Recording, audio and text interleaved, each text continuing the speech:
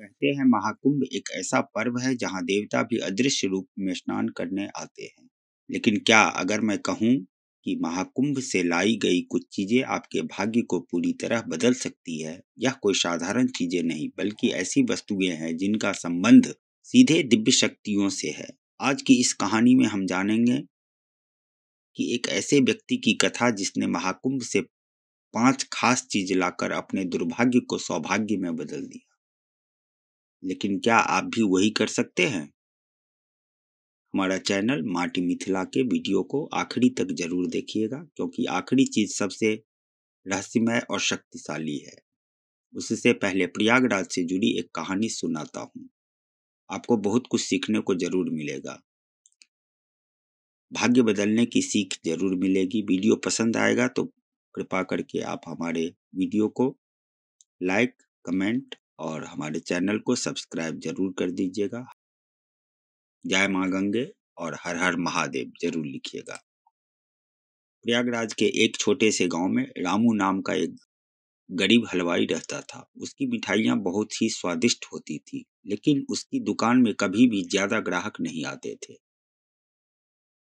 रामू की पत्नी ने एक दिन कहा, क्यों न इस बार महाकुंभ जाकर स्नान करे और भगवान से आशीर्वाद मांगे। रामू को विचार अच्छा लगा। उसने अपनी दुकान बंद की और पत्नी के साथ महाकुंभ के लिए निकल पड़ा। महाकुंभ के मेले में रामू और उसकी पत्नी संगम स्नान के बाद घाट पर बैठे थे। तभी एक बूढ़े संत उनके पास आए। संत के पास एक पुराना दीपक था।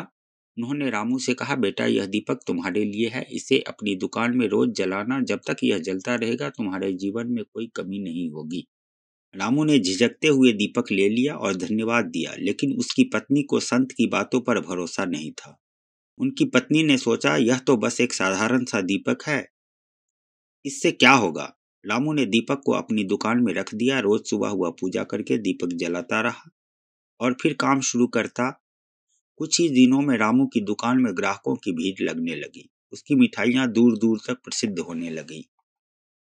एक दिन एक ग्राहक ने रामू से पूछा, रामू भैया, तुम्हारी मिठाइयां में ऐसा क्या है जो इतना स्वादिष्ट है? रामू मुस्कुराते हुए बोला, यह तो महाकुंभ के चमत्कारी दीपक,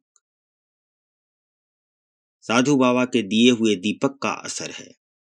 धीरे धीरे रामू की आर्थिक स्थिति बेहतर हो गई, लेकिन एक दिन उसका एक पड़ोसी जो उसकी तरक्की से जलता था, रामू के दुकान में आया और कहा, अरे रामू, यह सब तुम्हारे मेहनत का नतीजा है, दीपक का क्या? रामू को लगा शायद उसका पड़ोसी सही कह रहा है। उसने दीपक जलाना बंद कर दिया। जैसे ही दीपक बुझा, उस दिन से ग्राहकों की संख्या कम होने लगी। मिठाइयों का स्वाद भी बदल गया। रामू को अपनी गलती का एहसास हुआ। रामू अगले दिन सुबह सुबह महाकुंभ में संत को ढूंढने गया। वह घाट पर वही संत को फिर से मिला। रामू ने कहा, बाबा, मैंने गलती की। मैंने आपकी दी हुई चीज की कदर नहीं की। संत ने मुस्कुराते हुए कहा, बेटा, चमत्कार दीपक में नहीं, तुम्हारे विश्वास और नियत में था। जब तुमने विश्वास खो दिया तो चमत्कार भी चला गया। रामू ने संत के पैर छुए और वापस लौटकर दोबारा दीपक जलाया। इस बार उसने अपने विश्वास और मेहनत दोनों को साथ रखा और उसकी दुकान फिर से चलने लगी। इस कहानी से हमें यह सीखने को मिलता है कि भाग्य तभी बदलता है जब हम मेहनत के साथ विश्वास भी बनाए रखें। महाकुंभ एक अवसर है जहां हम अपने मन की नकारात्मकता को धोकर नई ऊर्जा और विश्वास के साथ लौट सकते हैं। सालों पहले प्रयागराज के महाकुंभ में मनोज नाम का एक व्यक्ति आया था। वह दुखी था, कर्ज में डूबा हुआ और जीवन में निराश। उसने सुना था कि महाकुंभ में स्नान करने और कुछ पवित्र वस्तुएं घर ले जाने से दुर्भाग्य दूर होता है, लेकिन उसे यकीन नहीं था। फिर संगम तट पर उसकी मुलाकात एक दिव्य संत से हुई। संत ने कहा, बेटा, यहाँ से 5 चीजें ले जाना मत भूलना, यह तेरे जीवन को बदल देंगी। मनोज ने संत से पूछा, कौन सी 5 चीजें? बाबा ने मुस्कुराते हुए कहा, धैर्य रखो, मैं तुम्हें बताऊंगा। संत बाबा ने पहली चीज बताई, गंगा जल। गंगा सिर्फ एक नदी नहीं है बेटा, यह स्वयं देवी है। गंगा जल घर ले जाओ, वहां सुख, समृद्धि और पवित्रता बनी रहेगी। मनोज ने एक तांबे के कलश में गंगा जल भरा और उसे बड़े प्रेम से अपने साथ ले जाने लगा। संत ने कहा, इसे घर के पूजा स्थल में रखना और समय समय पर पूरे घर में छिड़काव करना। नकारात्मकता ऊर्जा दूर होगी फिर संत ने कहा, दूसरी चीज रुद्राक्ष है। मनोज ने संत से पूछा, इससे क्या होगा? संत बाबा बोले, रुद्राक्ष भगवान शिव का आशीर्वाद है। इसे धारण करने से शरीर और मन दोनों की रक्षा होती है। मनोज ने एक 5 मुखी रुद्राक्ष मंगवाया और उसे धागे में पिरोकर पहन लिया। उस दिन के बाद से मनोज को महसूस होने लगा कि उसके मन का बोझ हल्का हो गया हो। संत बाबा ने तीसरी चीज भी बताई, विभूति या भस्म। यह मृत्यु और पुनर्जन्म का प्रतीक है। इसे मस्तक पर लगाने से बुरी शक्तियां दूर होती है। मनोज ने विभूति ली और उसे बड़े सहज कर अपने पास रख लिया।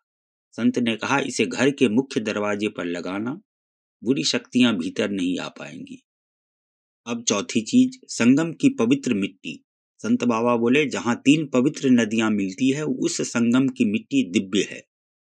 इसे घर ले जाकर आंगन में छिड़कने से परिवार में सुख शांति बनी रहती है। मनोज ने संगम तट की मिट्टी ली और उसे एक कलश में भर कर ले आया। अंत में संत ने मनोज के हाथ पर एक रक्षा धागा बांधा और कहा, यह सबसे महत्वपूर्ण चीज है। यह तुम्हारी रक्षा करेगा, तुम्हारे घर को सुरक्षित रखेगा। इसे कभी खोलना मत। मनोज ने उस धागे को बड़े प्रेम से स्वीकार किया। महाकुंभ से लौटने के बाद मनोज ने वह सब कुछ किया जो संत बाबा ने उसे बताया था। धीरे धीरे उसके जीवन में चमत्कार होने लगा। उसका व्यापार बढ़ने लगा, परिवार में प्रेम बढ़ा और कर्ज से भी मुक्ति मिली। जब मनोज अगली बार संत को धन्यवाद देने महाकुंभ लौटा तो उसे वह संत कहीं नहीं मिले। लोग कहते हैं कि वे साधारण संत नहीं बल्कि स्वयं दिव्य शक्ति के अवतार थे। तो अगली बार जब आप महाकुंभ जाएं तो यह 5 चीजें लाना ना भूले। क्या पता आपके जीवन में भी ऐसा ही कोई चमत्कार इंतजार कर रहा हो।